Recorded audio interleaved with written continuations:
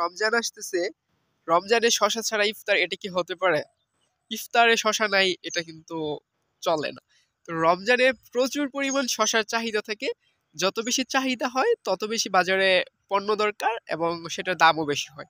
রমজানে আমরা দেখতে পাই সচরাচর প্রতি বছর শশার দাম বেশি থাকে, কারণ রমজানের চাহিদা বেশি, উৎপাদন একটু কম হয়।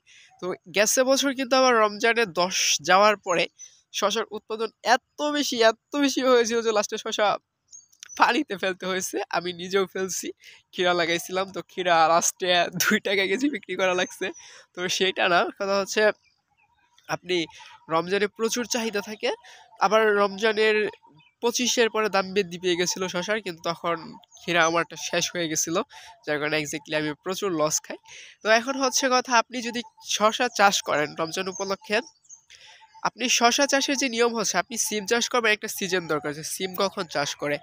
লাউ চাষ করবেন, লাউ একটা সিজন আছে। কুমড়া চাষ করবেন, কুমড়া একটা সিজন আছে। বাট শশা চাষের ক্ষেত্রে হচ্ছে আপনি যখন খুশি তখন চাষ করতে পারবেন। শশা চাষের হচ্ছে যখন খুশি তখন আপনি যেটাকে কেন্দ্র করে লাগাবেন, সেটা ঠিক 41 দিন আগে বিচিটা বপন করলে সব থেকে ভালো হয়। যদি 50 দিন আগে করেন তাহলে সব থেকে ভালো, মানে ফলন এক্স্যাক্টলি 100 পাবেন। আর 40 দিন আগে বপন সব ফলন পাওয়া শুরু করবেন। আর যদি 50 দিন আগে বপন করেন তাহলে এক্স্যাক্টলি ফলন অবশ্যই পাবেন।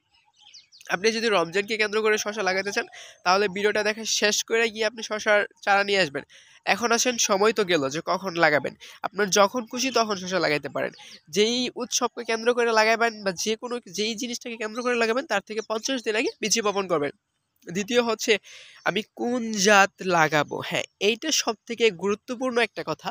এটা হচ্ছে আপনি শশার জন্য এসিআই না, লালতির সব থেকে বেস্ট।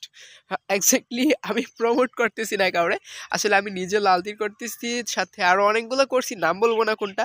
কিন্তু এখন যেটা ভালো পাইছি সেটা বলতেছি, কোনটা খারাপ সেটা বলবো না। মানে লাল তীরটা হচ্ছে ভালো মানের পাইছি আমি, তো এটা আপনি লাগাইতে পারেন লাল তীর। তারপর হচ্ছে আপনি এসিআই লাগাইতে পারেন, খারাপ না। লাল তীরের 2টা জাত আছে, দুটোটাই লাগাইতে পারেন, খারাপ হবে না। আর এসিআই লাগাইতে পারেন, কোনো সমস্যা নাই। তারপরে আরেকটা হচ্ছে বীজ পাতা, তো এটাও লাগাইতে পারেন। জাদু আছে একটা, জাদু আপনি লাগাই দেখতে পারেন। আমি এক্স্যাক্টলি ওইটা করি নাই, বাট শুনছি অনেক ভালো। তো জাদু লাগাই দেখতে পারেন, মেটালেরটাও লাগাইতে পারেন, কোনো সমস্যা নাই। তবে এক্স্যাক্টলি আমি যেটা বলবো সেটা হচ্ছে এই লাল তীর লাগান, লাল তীর ভালো। আমি যেটা নিজে লাগাই সেটাই বললাম আর কি আপনাকে।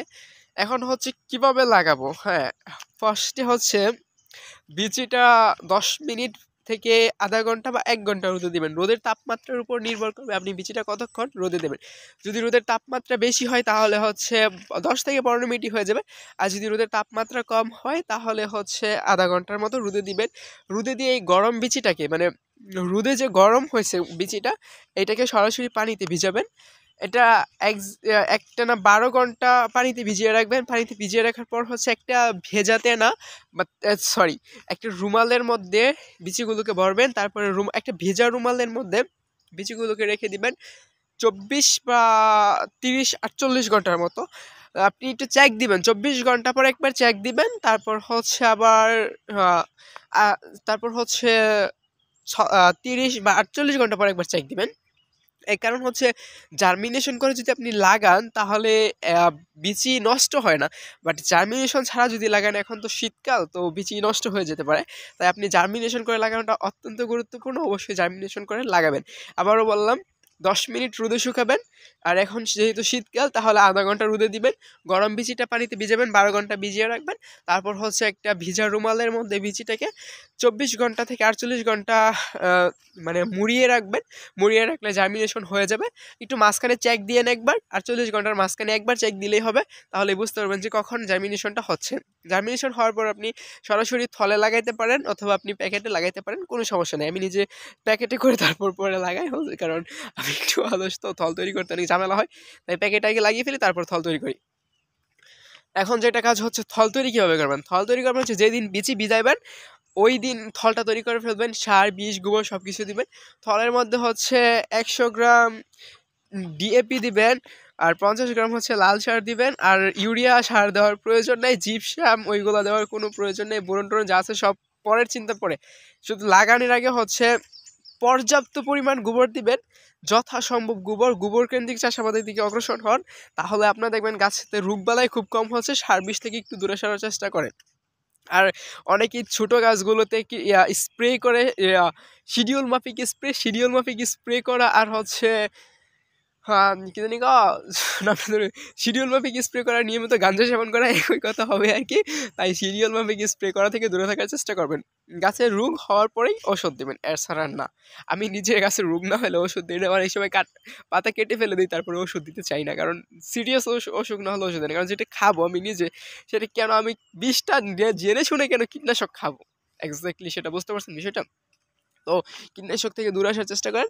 পর্যাপ্ত পরিমাণ গোবর দিবেন প্রতিটা থলে। প্রতিটা আর যদি গাছ প্রতি হিসাব করেন, তাহলে কমপক্ষে এক গাছের জন্য 5 কেজি গোবর দেওয়ার চেষ্টা করবেন। এক গাছের জন্য কমপক্ষে 5 কেজি গোবর। 5 কেজি গোবর, 100 গ্রাম লাল সার, 50 গ্রাম 100 গ্রাম ডিএপি সার, 50 গ্রাম লাল সার দিবেন। লাল সার এগুলো দিয়ে যেদিন বীজ ভিজাবেন ওই দিন থলটা তৈরি করে ফেলবেন। তারপর হচ্ছে বিসি জার্মিনেশন একদিন ভিজিয়ে রাখবেন।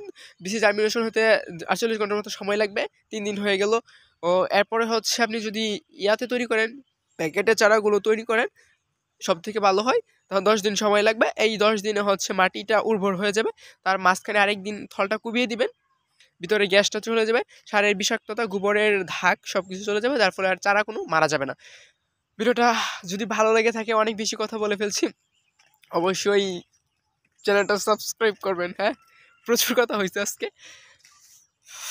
এটা হচ্ছে আমাদের পুকুর, কোনো একদিন মাছ ধরা ভিডিও দেখাবো ইনশাল্লাহ।